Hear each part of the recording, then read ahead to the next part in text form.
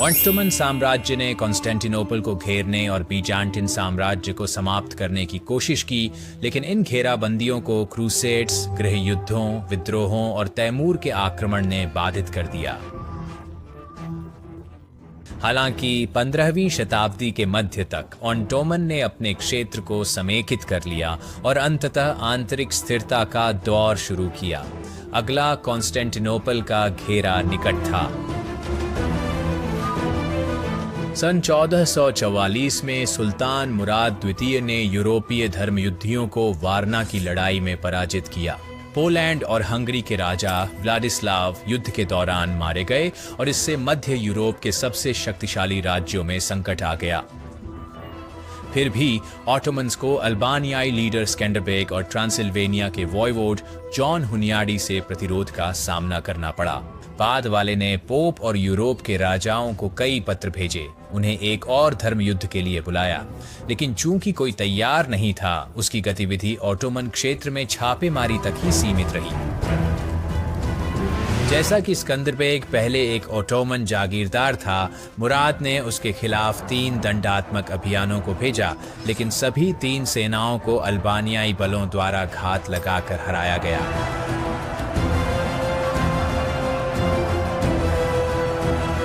इस बीच सुल्तान साम्राज्य के भीतर छोटे विद्रोहों और 1446 में मोरेया के डेस्पोटेट के खिलाफ अभियान में व्यस्त थे। ग्रीस में अभियान के दौरान मुराद ने मोरेया के शासक और भविष्य के बीजांटिन सम्राट कॉन्स्टेंटाइन 11वें को अपना जागीरदार बनने और श्रद्धांजलि देने के लिए मजबूर किया।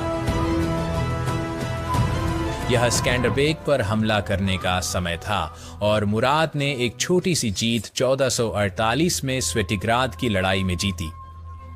लेकिन स्कैंडरबेग के अधीन गुरिल्ला बल का पीछा करना असंभव था और सीमा पर कुछ चौकियां लगाकर मुराद एदिरने लौट आए। इस बीच हुन्यादी एक और धर्मयुद्ध की तैयारी कर रहे थे। सितंबर 1448 तक उन्होंने अंततः 30,000 मजबूत सेना का गठन किया और एक नया अभियान शुरू किया। वह आशा कर रहा था कि सर्बिया के डेस्पोट जुराद ब्रांकोविच उसके साथ शामिल होंगे, लेकिन बाद वाला एक ऑटोमन जागीरदार था और उसने मना कर दिया। इसलिए सर्बियाई जमीनों पर हमला किया गया। मुराद को इस सब के बारे में पता था और उसने अपनी सेना को स्कैंडरबेग और हुन्याडी को एकजुट होने से रोकने के लिए आगे बढ़ाना शुरू किया। आगे की घटनाएं स्पष्ट नहीं हैं, लेकिन ऐसा लगता है कि अक्टूबर में हुन्यादी स्कैंडरबेग की प्रतीक्षा करने के लिए कोसोवो के मैदान की ओर बढ़ गया। कुछ लोगों का दावा है कि बाद वाले को डुराजे द्वारा रोक दिया गया था। अन्य लोग सोचते हैं कि स्थानीय ऑटोमन गैरिसन ने अल्बानियाई सेना को धीमा कर दिया, लेकिन किसी भी मामले में 17 अक्टूबर को सुल्तान और उसके 50,000 सैनिक उस स्थल पर पहुंचे जहां लाजर और मुराद प्रथम के बीच कोसोवो की पहली लड़ाई हुई थी।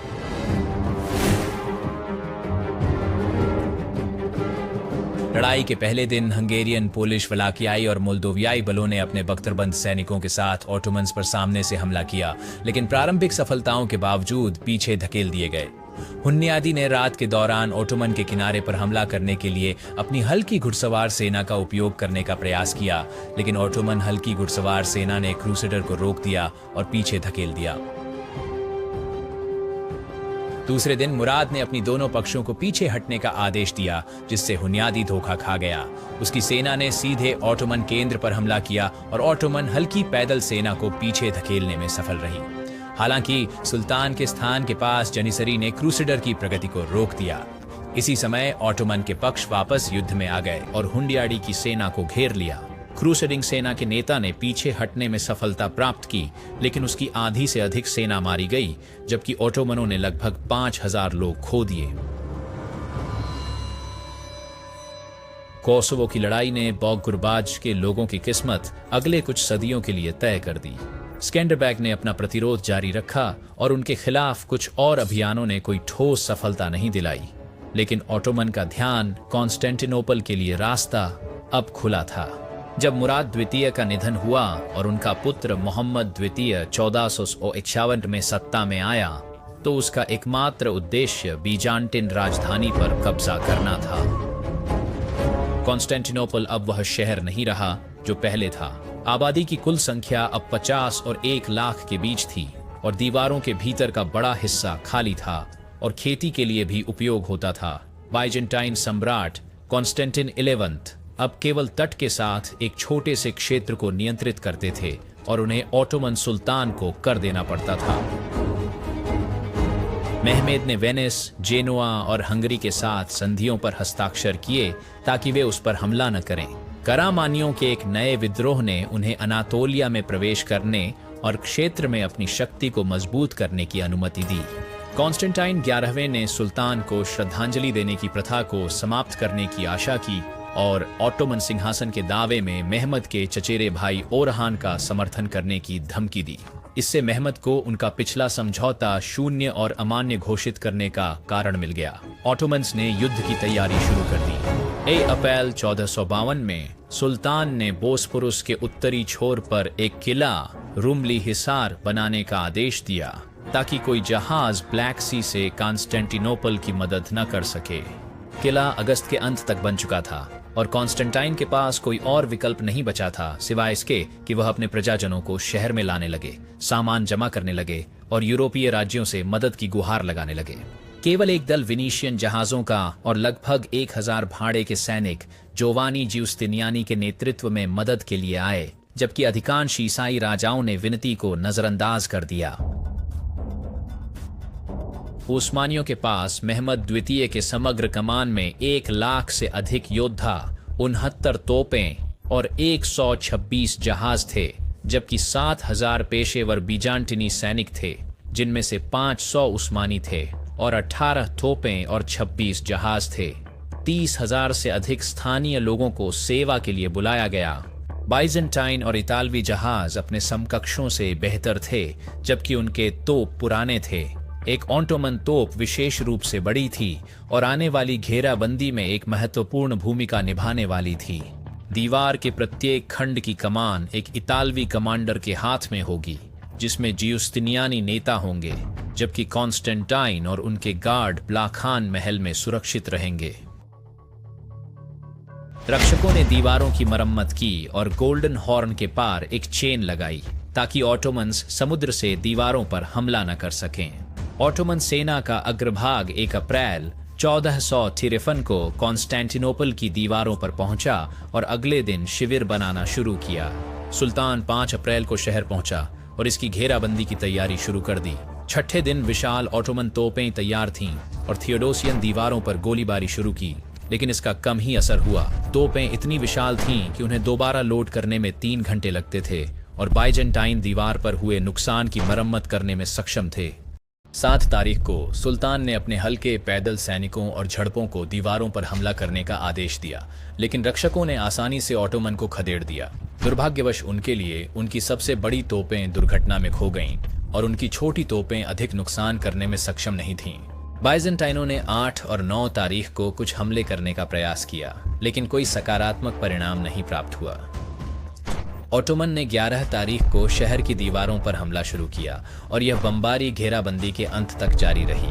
17वीं और 18वीं को ऑटोमन्स ने रात के समय हमले करने का प्रयास किया, लेकिन रक्षकों ने डटे रहे। पानी पर ऑटोमन बेड़ा श्रृंखला तोड़कर गोल्डन हॉर्न में घुसने में असमर्थ था। इसके विपरीत कुछ वेनिसी जहाज आए और 20 अप्रैल को रक्षकों के साथ शामिल हो गए। सुल्तान को एक नई रणनीति अपनानी पड़ी। उन्होंने प्रसिद्ध रूप से अपने जहाज़ों को जेनोइस कॉलोनी पैरा के पास भूमि के पार ले जाने का आदेश दिया। फिर उन जहाज़ों को द चेन के पीछे गोल्डन हॉर्न में पानी में उतारा गया 28 अप्रैल को। कॉन्स्टेंटाइन ने इस खतरे से जल्दी निपटने के लिए अपने आग के जहाज भेजे, लेकिन रक्षकों ने यह लड़ाई खो दी। अब से कॉन्स्टेंटाइन को अपनी सेना का कम से कम एक हिस्सा उत्तरी दीवार पर रखना पड़ा और इससे अन्य स्थानों पर उसकी रक्षा कमजोर हो गई। कुछ बीजांटिन तोपों को उस क्षेत्र में लाया गया, लेकिन वे सहयोगी जहाज़ों की रक्षा करने में विफल रहे, जिन्हें बंदरगाहों पर लौटना पड़ा। उनके दल रक्षकों में शामिल हो गए। 6 मई को ऑटोमन तोपों ने संत रोमनस के द्वारों को नष्ट कर दिया और रात के दौरान उनकी सेनाएं लगभग क्षेत्र में रक्षा को भेदने में सफल हो गईं, लेकिन जिउस्टिनियानी पहुंचे और हमलावरों को पीछे हटा दिया। 11 तारीख को कालीगारियां द्वार क्षतिग्रस्त हो गया और ऑटोमन्स ने ब्लाचरनाई पैलेस की ओर बढ़ना शुरू किया, लेकिन सम्राट उन्हें पीछे धकेलने में सक्षम रहे। 29 तारीख को ऑटोमन सुल्तान ने पूरी ताकत से हमला करने का आदेश दिया। भारी बमबारी के बाद हल्की पैदल सेना द्वारा हमला हुआ, लेकिन संख्यात्मक लाभ के बावजूद वे ज्यूस्टिनियानी से दीवारों को नहीं ले सके। महमद की तोपों ने सेंट रोमानुस के दरवाजों के पास के कुछ हिस्सों को नष्ट कर दिया और 3000 जनिसरीज को इस स्थान पर आक्रमण के लिए भेजा गया। बीजान्टिन एक बार फिर रक्षा करने में सफल रहे, लेकिन जनिसरीज ने एक टावर पर कब्जा कर लिया और वहां ओटोमन झंडा गाड़ दिया। इस बिंदु पर ज्यूस्टिनियानी को गंभीर चोट लगी और उन्हें किलेबंदी से दूर ले जाया गया। यह रक्षकों के मनोबल के लिए एक बड़ा झटका था, और जब कुछ 100 जनिसेरी सेनानी सेंट रोमनस के गेट के पास शहर में प्रवेश कर गए तो बीजान्टिन रक्षा गिर गई। नागरिक और रक्षक जहाजों पर सवार होकर शहर छोड़ने का प्रयास करने लगे। सूत्रों के अनुसार सम्राट और उनके अंतिम सुरक्षा गार्ड्स ने सैन रोमानस के द्वारों के पास एक निराशाजनक जवाबी हमला करने की कोशिश की, लेकिन उन्हें मार दिया गया।